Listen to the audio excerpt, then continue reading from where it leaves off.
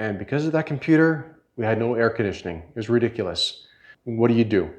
Well, we hotwire the air conditioning as well. Hey guys, you probably come across our channel because you have a first gen Dodge just like this, and you're running into some serious problems with your speedometer, your charging system, overdrive, air conditioning, what else? Preheats. A number of years ago, our speedometer went. At least that's what we thought. So we changed out the speed sensor in the transmission. Same problem, nothing, no reading on it. So we went back, changed it out again. Nothing again. So what's going on? So for a period of time, we just drove around while looking at that line flashing by as we're driving, just to gauge the speed a bit. In the meantime, we were talking to some people and they told us that this truck had a PCM in it, a computer, a black box. Go figure. Crazy. Who would have thought? It's a diesel. All you need is a cable to hold the fuel open and just go, right? No, not exactly. This is a 93 Dodge, and the first gen Dodges had a computer down in the front wheel well. Well, for whatever reason, moisture got into it and it died. And when that goes, you lose a whole load of stuff that makes this thing undrivable. We called the dealerships, called up different places. They had reman units available, but as you all know, those reman units, they just don't hold up.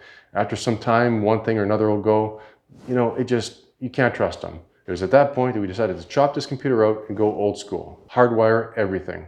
Since this was done 8 years ago, I can't show you the process of actually doing it, but I'm going to crawl around the truck and do my best to show you the different areas and how we tackled it. We didn't want to open up all the wiring harnesses, but we did some wire tracing at different locations. When the decision was made to pull out the computer, we simply unplugged the connector, pulled the wires out of the connector that were related to the overdrive, speedometer, charging system, just to make sure that they were dead.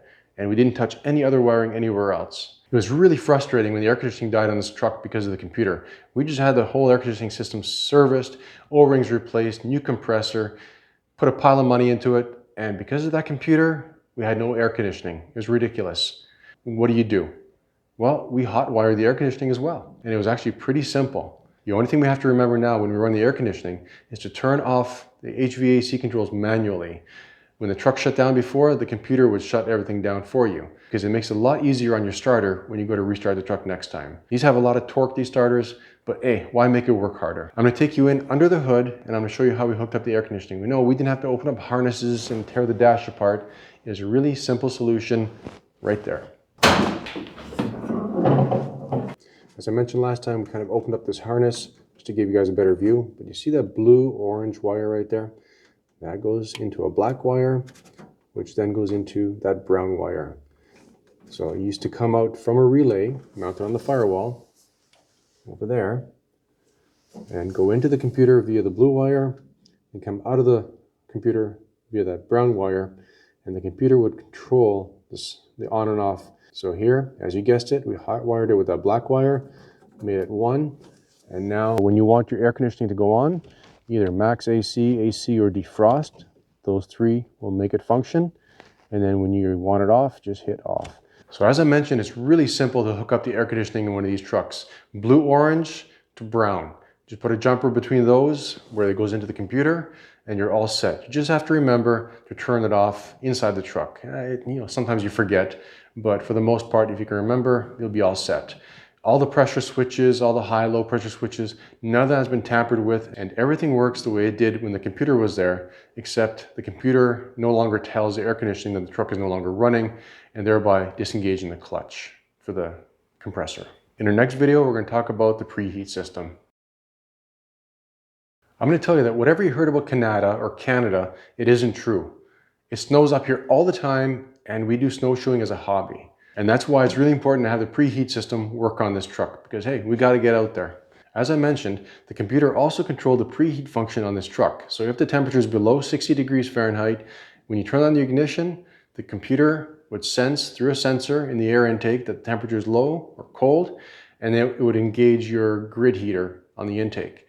Well, with no computer, we don't have a preheat, which stinks because cranking this thing, the smoke, it just is terrible. These trucks have two solenoids that supply power to that grid heater. So with a simple rocker switch, we're able to get around the computer and get that preheat working. The only thing with that is you're the temperature sensor and you're the timer. When it's cold and you can see your breath, you know what to do. You rock the switch one way, count to about 10, flip the switch the other way, count to 10 again, and you get your truck started. I'll show you how we hooked it up. So on the front inner fender, we have the two solenoids that control the preheat. And all you have to worry about are these small lead wires right here. Now, this is a supply, 12 volts, and that's supply 12 volts. This wire here used to attach to that spot right there. And this was controlled by the computer, which would ground this wire engaging that solenoid. And the same thing over here.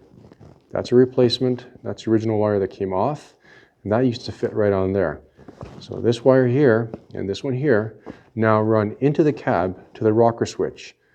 And that rocker switch is grounded inside, so when you flip it one way, it grounds one solenoid. When you flip it the other way, it grounds the second one. That's it. Easy peasy. These wires is now just tucked up underneath. In the event we ever get a computer, which I doubt it, we can hook everything back up the way it was from the factory. Although this switch has winch on there, we haven't got a replacement sticker stuck on top, but we know what it is. When you push the button down, it preheats the grid for 5 seconds using this solenoid. When you push the button up, it preheats the grid using the second solenoid. Problem solved. And there you go, guys. With that simple modification of just installing a switch, running a few wires from those solenoids into the cab, and wiring up that switch to ground, you'll engage your solenoids. So sometime in the next couple months, this truck's going to be coming in for a set of rockers. These are starting to deteriorate and rust is starting to come through them. So if you guys are interested, let me know, because we can do a video on changing out a set of rockers. And to tell you the truth, it's not going to be for the faint of heart, because that whole front end has to come apart to get that done properly. We don't just sandwich over top. When we do it right, and it's going to last the lifetime of that engine. And the other thing is, we had some comments about that custom grille up front. At that time, I'll go into why and how that grille was created. Please like, subscribe, and share this channel with anybody you know who owns a Dodge truck of this generation. It might help them out with their problems too. Take care, guys.